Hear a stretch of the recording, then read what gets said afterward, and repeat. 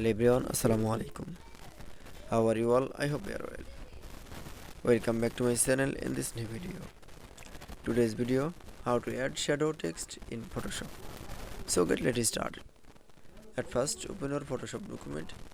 In this video, I will show add Photoshop text in shadow. Now go to the toolbar option. Now select from text tool. Now click. Now choose from text size. Now select from, now type a text. Now keyboard press for enter. Now keyboard press again Ctrl T. Now enter. Now going to the color menu option. Now select from color.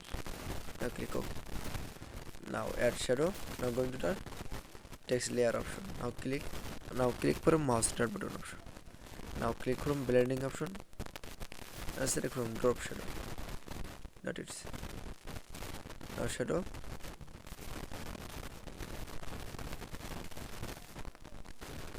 And distance and speed. Size. Now click OK. That is.